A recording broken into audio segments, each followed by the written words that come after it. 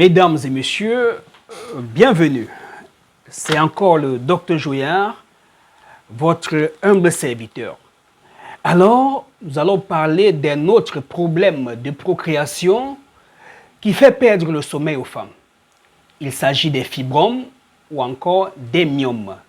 Il est important de savoir que les fibromes ou encore les myomes sont des tumeurs bénignes, ce ne sont pas des cancers, ce sont des tumeurs bénignes qui se développent à partir des tissus de l'endomètre ou bien du myomètre. Pour dire simple, ce sont les tissus de votre utérus, mesdames, qui font pousser les myomes. Ceci sous l'effet des hormones comme les œstrogènes ou la progestérone. Vous comprenez donc qu'on n'attrape pas les fibromes ou les myomes parce qu'on mange mal, parce qu'on a fait des rapports sexuels non protégés. Non, c'est votre propre corps de femme, vos sécrétions hormonales qui sont à l'origine des fibromes. Maintenant, est-ce que les fibromes empêchent une femme de tomber enceinte? Écoutez bien, tomber enceinte est différent d'accoucher. Tomber enceinte veut dire faire un test de grossesse positif. Et non, madame, les fibromes ou les myomes ne peuvent pas vous empêcher de tomber enceinte. D'accord? Parce que les myomes ou les fibromes sont à l'intérieur de l'utérus, là où l'enfant va passer 9 mois. Les fibromes peuvent être dans le mur, dans la chair de votre utérus, sans être en contact direct avec votre bébé. Donc, lorsque les spermatozoïdes vont arriver dans le vagin, ils vont chercher le col de l'utérus, avancer dans le canal cervical, arriver dans l'utérus, voir une masse qu'on appelle myome, passer à côté de cette masse qu'on appelle myome pour aller entrer dans la trompe et aller féconder votre ovule. Une fois l'ovule fécondé, l'œuf, on va désormais l'appeler l'œuf, va revenir pour se nicher dans l'utérus. C'est à ce moment que les problèmes vont commencer. Donc, lorsque l'œuf fécondé revient, vous faites un test de grossesse, il est positif.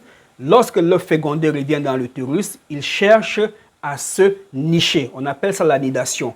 Alors, si le myome obstrue le lieu de nidation, l'œuf va s'accrocher, chercher à envoyer les vaisseaux sanguins. Ça ne va pas tenir parce qu'il y a une masse qui est là et ça va tomber. Vous allez dire, docteur, j'étais déjà à 3 semaines de grossesse, mais je commence à saigner. Premier cliché. Deuxième cliché, on peut avoir un fibrome, un myome qui est plutôt dans la chair de l'utérus, d'accord, dans le mur de l'utérus.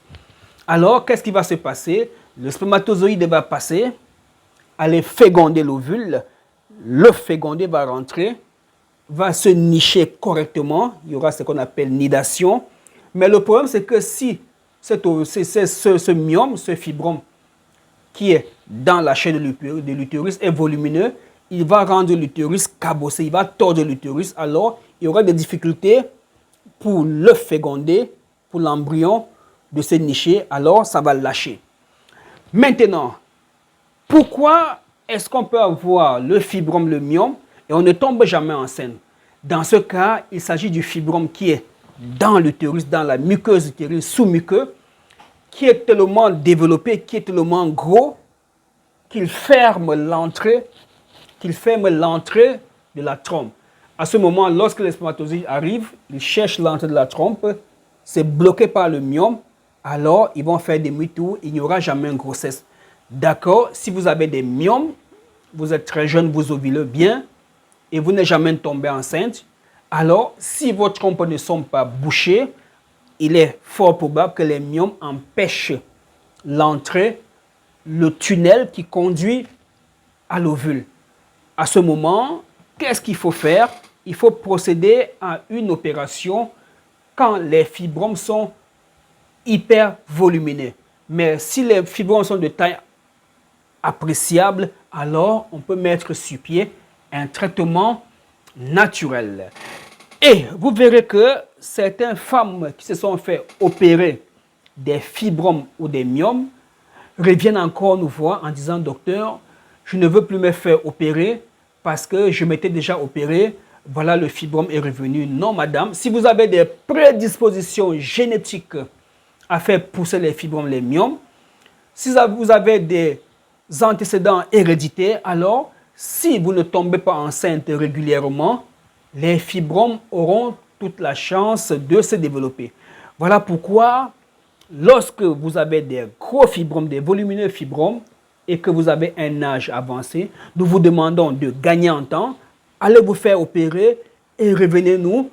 Prenez les remèdes traditionnels, prenez les traitements traditionnels pour neutraliser les racines des myomes. Et aussi, il est important de savoir que lorsque vous avez un utérus polymyomateux, certains chirurgiens peuvent vous opérer par mercantilisme, c'est-à-dire en cherchant de l'argent. Qu'est-ce qu'ils font? Ils vous opèrent, ils enlèvent les plus gros, les plus volumineux, ils vous laissent avec les plus petits. D'accord? Parce que le plus souvent, les fibromes, ce n'est pas juste une masse comme ça peut être une grosse masse avec d'autres qui sont à côté. Et maintenant, compte tenu du temps de l'anesthésie, le temps que l'anesthésie va mettre pour finir sur vous, compte tenu de votre saignement, on va enlever que les plus volumineux et on va quitter. Et le plus souvent, on ne vous dit rien. Vous êtes choqué, croyant qu'après l'opération, vous allez tomber enceinte, mais le temps passe, vous ne tombez pas enceinte, mais plutôt, on vous dit que vous avez encore des fibromes. Voilà pourquoi il faut parfois prendre les avis de plusieurs gynécologues, plusieurs médecins, ou encore faire toujours une échographie après votre opération, une échographie pour vous-même, pour vous rassurer si le travail était bien fait. Échographie de départ, madame, vous avez 5 myomes, avec leur position anatomique, leur topographie. Après opération, allez refaire une échographie pour voir si vous avez toujours les 5 myomes. Si vous avez 3 myomes, vous comprendrez qu'on a enlevé 2, on a laissé 3. Donc, mesdames et messieurs, il était important pour nous de parler de ces fibromes qui n'empêchent pas du tout les femmes de tomber enceintes et surtout qui n'empêchent même pas de concevoir. On conçoit bien avec les fibromes et on accouche aussi très bien. Mais si vous avez la malchance d'avoir un fibrome qui est inséré vers le col de l'utérus, au moment du travail, votre utérus aura du mal à se contracter, donc le travail ne va pas bien se passer et cela va finir par une césarienne. Alors, notre rapport, c'est déjà de vous consulter. Vous consulter veut dire de vous demander de nous envoyer votre échographie. On va interpréter. Si vos fibromes ne sont pas hyper volumineux, on va vous donner des traitements. Vous avez compris? J'ai dit des traitements. Parce que si c'est les remèdes, il y en a partout. Hein. Vous connaissez beaucoup de remèdes. Je vois sur Internet, les feuilles de ceci plus les feuilles de cela, ça fait ci, ça fait ça. Non, ça, ce sont des remèdes. Oui, ça fait cela à quelle concentration, à quel dosage. Voilà pourquoi nous avons pris la peine, de faire des extraits à queue, des décoctions comme ça, et d'aller les faire analyser par un laboratoire de phytochimie d'une grande université ici. Voilà par exemple ici, vous avez les clous de girofle, d'accord, Zizijum aromaticum, ça a son rôle à jouer. Nous avons là Vernonia guinensis, et beaucoup l'appellent ici au Cameroun ginseng. Ginseng, ça n'a rien à voir avec le ginseng. Et beaucoup l'utilisent dans le traitement des chlamydia, des infections. Non, ça ne sert à rien de l'utiliser dans le traitement des infections. C'est plutôt un tonifiant car contenant du sélénium, du zinc, du magnésium, du fer, des oligo-éléments. Nous avons là notre décoction favorite contre l'endométriose, les fibromes, les douleurs des menstrues. Il s'agit là de la racine jaune, Nuclea latifolia, voilà son nom scientifique, j'y arrive. Voilà le Nuclea latifolia. La même concentration en principe actif que le tramadol, le puissant analgésique. Nous avons ici le Komdu, nous l'utilisons comme décoction pour faire les lavements, les purges. Et aussi en pays Bamoun, en cas d'intoxication, si on vous donne du poison, alors vous allez lécher un peu de poudre de Komdu. Donc vous, mesdames, qui présentement, vous êtes en train de suivre mon traitement, si vous faites une indigestion, une intoxication alimentaire, si vous allez à une fête et vous avez l'impression qu'on vous a empoisonné, rentrez chez vous, prenez votre poudre de remède pour se purger. D'accord? Voilà. Prenez votre remède votre poudre de remède pour se purger. Mettez un peu de poudre dans la main, léchez. Ça va neutraliser le poison que vous avez dans le ventre. Nous avons là le poivre de Guinée en association avec le clou de girofle. Ça donne ça que ça donne. C'est un puissant antiseptique Et qui dit enzyme susceptible va vers la neutralisation des bactéries. Et enfin, nous avons ce qu'on appelle vulgairement ici l'écorce tortue.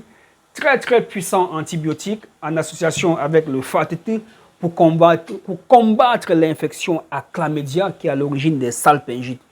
Donc, mesdames et messieurs, nous prenons souvent la peine, et ceci arrive rarement, de faire des sorties comme ça pour ouvrir votre esprit afin que vous puissiez mieux comprendre votre problème de stérilité. Car l'homme soigne et Dieu guérit. Oui, nous soignons. Tout ce que vous voyez là, vous allez au laboratoire, vous allez voir que ça a la capacité de soigner. Mais pourquoi est-ce que chez vous, ça ne marche pas? Point d'interrogation. N'oubliez pas donc qu'il existe des maladies ou encore des pathologies naturelles et des pathologies mystiques. Et lorsqu'on parle de mystique, on ne vous demande pas d'aller voir ces grands sorciers en Afrique, à gauche, à droite, non. Lorsqu'on parle de pathologie mystique, on vous interpelle à regarder encore d'où est-ce que vous venez, votre manière de vie, est-ce que vous croyez en Dieu, est-ce que vous faites ce que Dieu demande, parce que Dieu n'a voulu que personne soit stérile. D'où vient-il qu'il y ait la stérilité parmi les femmes? Alors, mesdames, posez-vous des questions. Monsieur le mari, posez-vous des questions. Mettez vos genoux à terre et sûrement, le fruit des entrailles, la grossesse arrivera.